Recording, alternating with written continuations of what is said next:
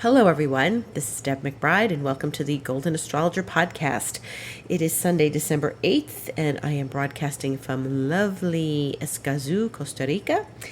And we have a very interesting week ahead, as always.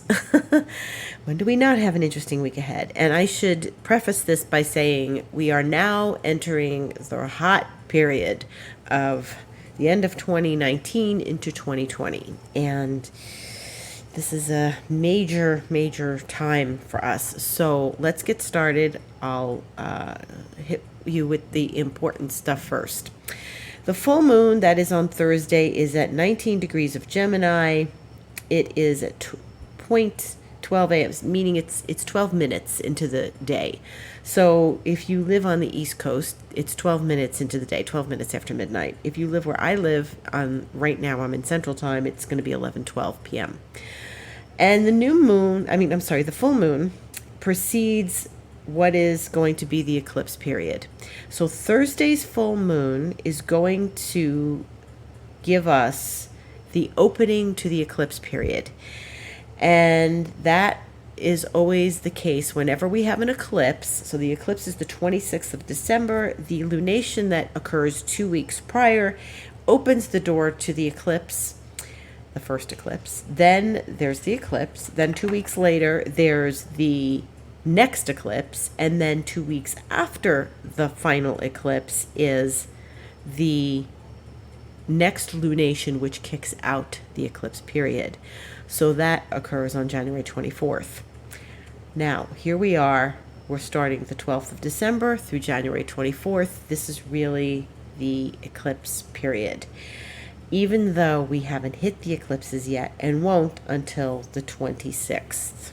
Okay, so now we're getting in the energy, we're getting revved up, the eclipses are starting, and this full moon is at 19 Gemini while the sun is at 19 Sagittarius. You are going to start feeling things moving towards the eclipse, and I can certainly feel them already. I'm already aware of it, so I'm seeing things coming over the hillside. So I'm watching events start to line up that are going to be important around the eclipse period.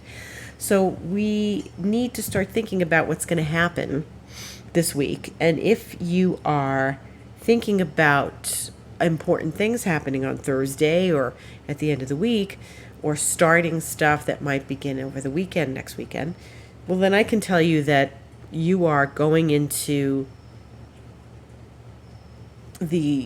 what is to be the eclipse period, and those events and those subtleties are going to be lining you up for the eclipse. Now, I don't believe that we are fully at the eclipse until we hit the eclipse. And why I say that is because my teacher used to tell us that when you initiate something between two eclipses, that it's usually like a miscarriage. So you don't want to initiate something new between December 26th and January 10th. What you want to do is be aware of what's going on in your life and take notes and work through the stuff that comes up, because eclipses always bring emotions to the table. What we're in now is preparing you for what may come up during the eclipse, or what we're going to start being in as of Thursday. And when I say that, I don't mean that, all sorts of trouble, the sirens are wailing, alarms go off, the sprinklers turn on. No, what's happening is notice what's going on. Notice that, I started this project at work, or I started this conversation with someone about a project at work, or, wow, I really feel like we're moving forward on XYZ in my life, whatever that is, that XYZ, solve for X. And you need to watch the events and look at what's creating a pattern, what looks up at you when you look up at it? What's looking back at you? What is giving you the impetus to do something different or new, or how that's manifesting? When you look out your door, what's looking back at you? When you look up at the moon, and we'll be having that full moon this week, what are you getting from it? And when you're saying to yourself, I feel things changing, I feel things moving. Yeah, things are moving, things are changing. It's good.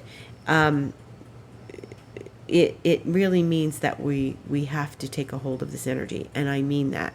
Take a hold of this energy. You are not a victim. None of us are astrological victims.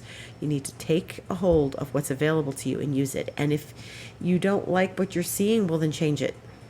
And eclipses,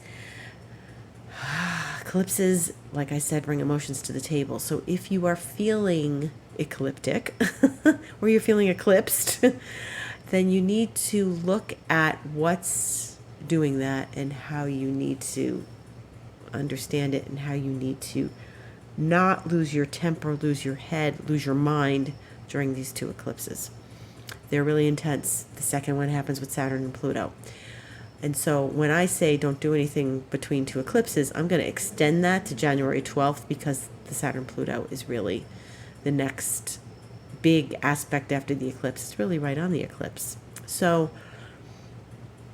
we're getting revved up. Even though we're not there yet, you're going to start feeling the energy pick up. And I've been feeling it for a while now, but it's exciting. It's good. Keep your head. Don't yell at people. Don't yell at yourself.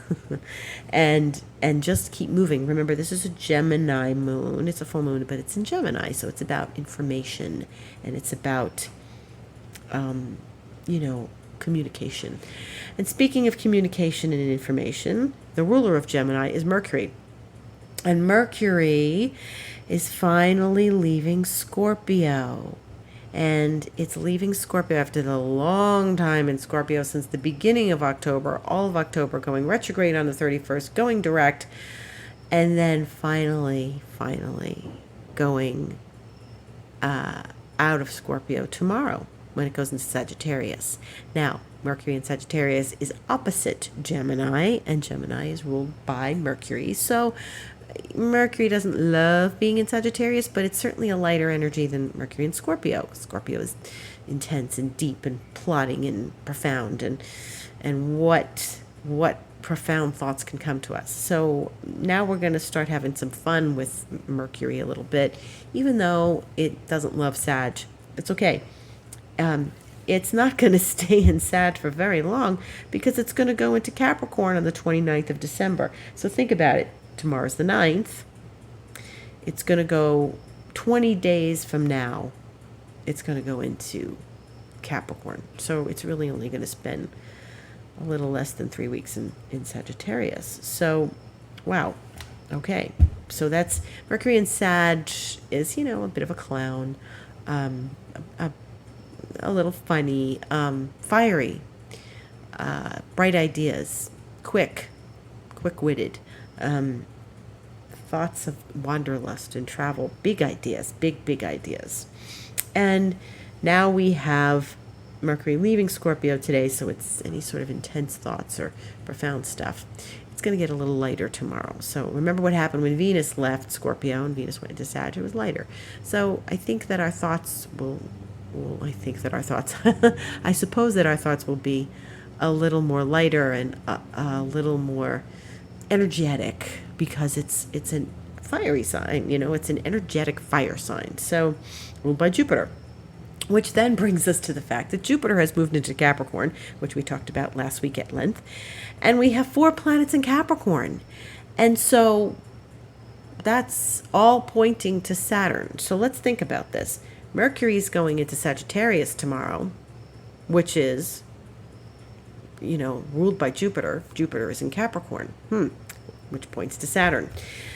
Today, Mercury is still in Scorpio, which points to Pluto, which is in Capricorn. So it's more Capricorn energy. Still, again, Capricorn energy.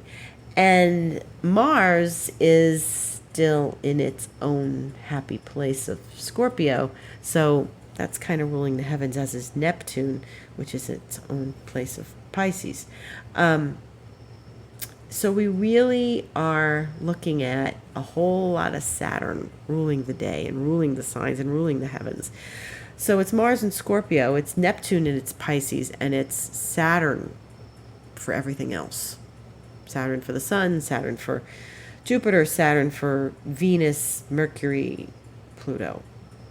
Except when Uranus. Uranus, of course, is in Taurus, but that brings us back to Venus, which is in Capricorn, which brings us right back to Saturn. So, yeah, we got a lot of Saturn happening. So it's about reality, it's about focus, it's about commitment. And if you saw my little Instagram video that I made yesterday, you'll know it's about integrity, and everything needs to be done with integrity at this time.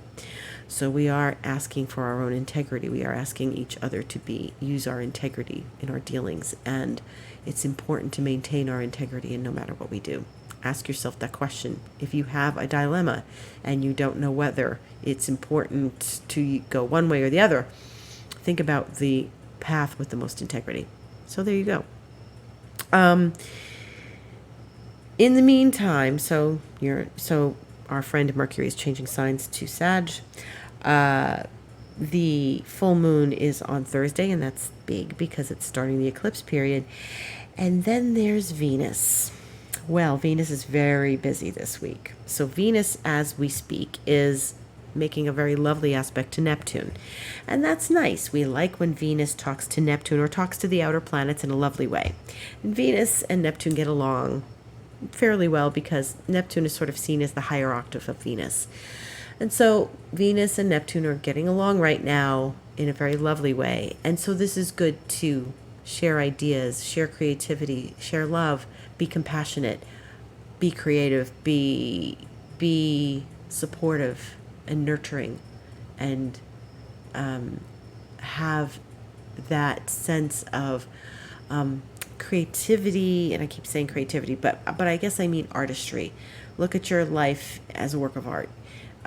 Neptune is the higher level of artistry. Venus is in Capricorn, but it's a grounding energy to be in Capricorn. So it's kissing Neptune. And so there's optimism and there's hope and there's maybe a little fantasy, but it's okay.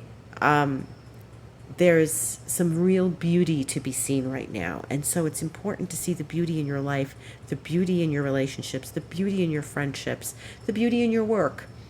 And as I always say, it's important to have gratitude. So it's, holiday season. It's a time of gratitude. It's a time to be grateful for what we do have. And, not necessarily, it doesn't necessarily mean to be material. Venus and Neptune are a lovely relationship. And I'm glad Venus is speaking sweetly to Neptune right now, because as of Wednesday, Venus is going to conjunct Saturn. So Neptune is at 15 degrees, and Venus is at 15 degrees of Capricorn. Neptune's at 15 degrees of Pisces. And so it's halfway through Pisces, Neptune. And so Venus is then going to move along and go to Saturn, which on Wednesday, when they get together, is going to be, that's the 11th, it'll be 19 degrees. And so that's 19 Capricorn. And when we look at that, we're getting very, very close to that Saturn Pluto degree. That's going to be 22. So when we have Venus visiting Saturn, lots of things happen. So it's in Capricorn, so Saturn rules. Venus conjunct Saturn again. We need to have integrity. We need to be paying attention to focus and commitment. We need to be paying attention to our work.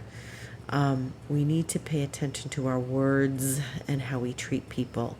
Venus Saturn's a little tough. It's tough because it's really in a place of, it's in a place where we may not feel the compassion, and we may feel, well, too bad. That's rough. Well, too bad. Life's tough. You can't handle it. You can't handle the heat. Get out of the kitchen. Saturn's a little unfriendly in that way, especially when it gets together with Venus. That's why I'm happy that Venus is talking to Neptune, because Venus will still be in a mild aspect with Neptune and coming out of that compassionate aspect and still walking through it and then hitting Saturn. Hopefully, we're all going to remember what compassion feels like when Wednesday comes and Venus hits Saturn. It may not be the ideal situation that Neptune presents. Saturn is a little more realistic and kind of, makes us wake up and smell the coffee and be focused and get to work.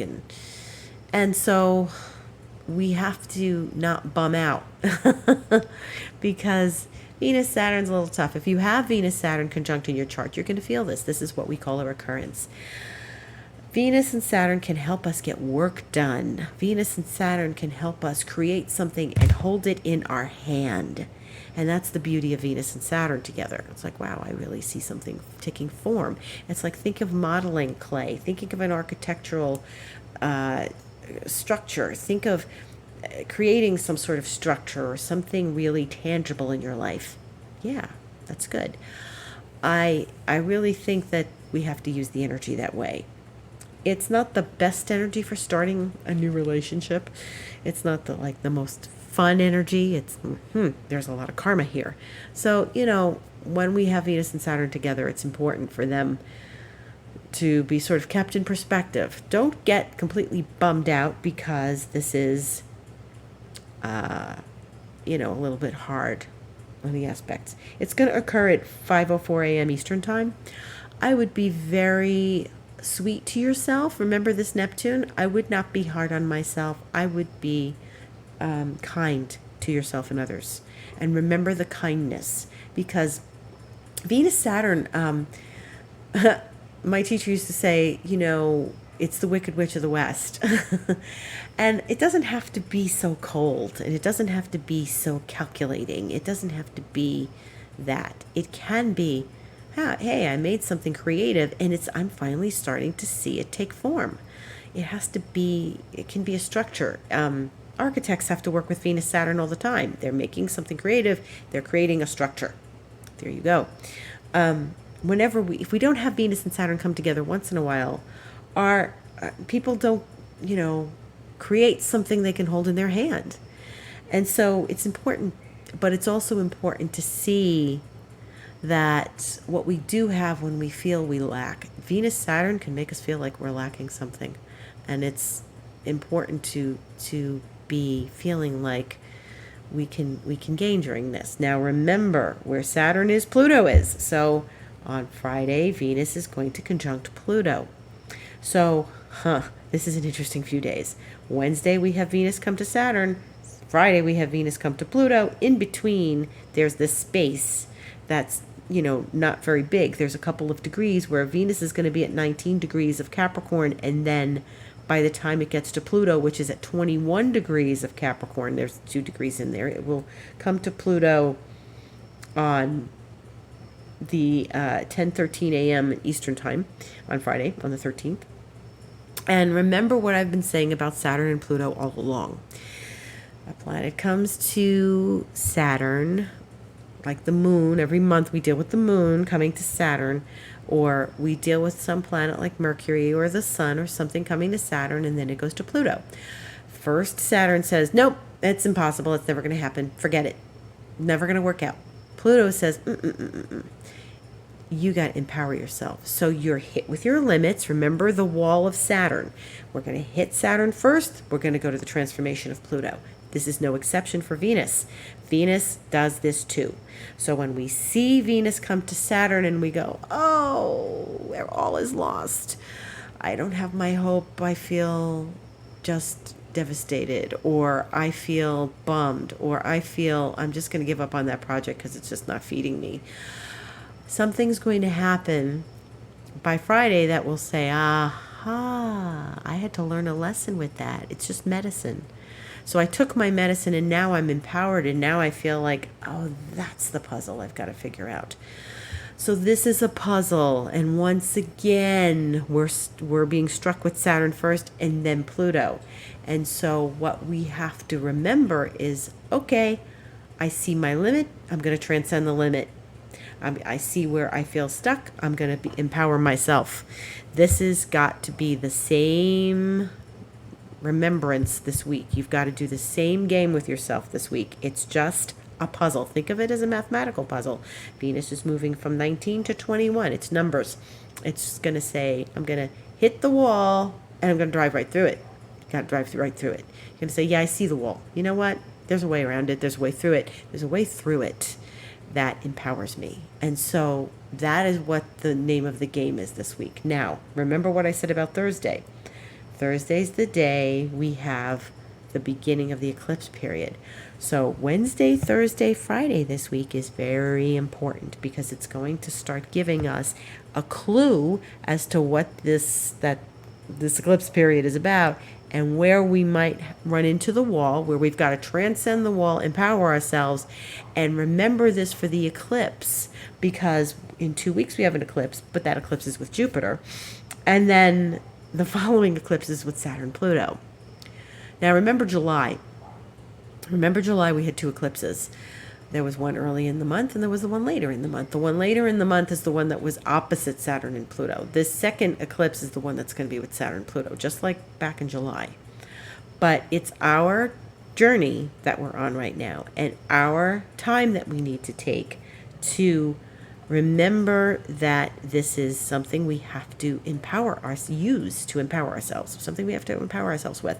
We can't just give up and say, oh, well, I guess that's not going to work out.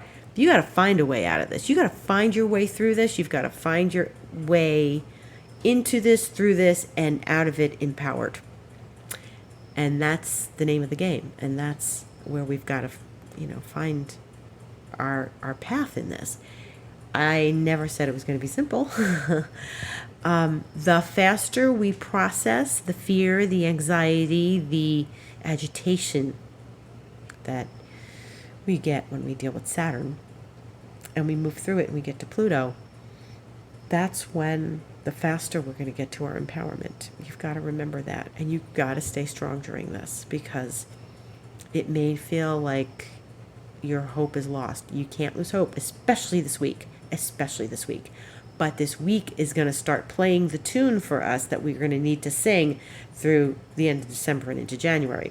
We've got to get through this with integrity and with wisdom and with empowerment.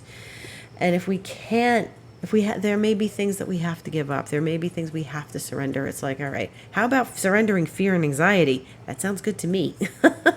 Instead of hanging on to it. Oh, but what if? Well, the hell with what if. So what? You grew up with that. You got to change your parameters. You got to change your paradigm. You have to move through this and remember that Pluto's on the other side saying, you know what, I'm here to empower this. And in order to empower, we have to transform. So we've got to let go of what's not letting us transform, and that's probably fear and anxiety, whatever's holding us back. That's the big deal this week. Okay, so Wednesday, Thursday, Friday, lots of stuff to do. In the meantime, Mars will be making a lovely aspect to Neptune. So here we have today Venus making a lovely aspect to Neptune and Mars making a lovely aspect to Neptune on Friday. That's really lovely. That's great. It's positive. Mars is going to trine Neptune early in the day, 6:56 a.m. Eastern time. And Mars in Scorpio trine Neptune in Pisces is, this is actually quite good. Mars likes being in Scorpio. Neptune likes being in Pisces. There's going to be some information in those days that really helps us out, that really helps us stay empowered, get empowered, know what creative solutions there are to these matters. Mars is ambition. Mars is confidence. Mars is the one that says, hey, I know how to solve this. Mars rubs its hands together and says, let me at this problem, let me tackle this, and let me tackle it creatively, because my buddy Neptune is in his own sign, and we're gonna take this on and be creative about it. That's very cool. That's going to help us get ourselves through this. We got to find our creative solutions, we've got to find our empowerment, and we've got to use that Mars, which is in its own sign, and Neptune, which is in its own sign. And remember what I said before, they're not talking to Saturn.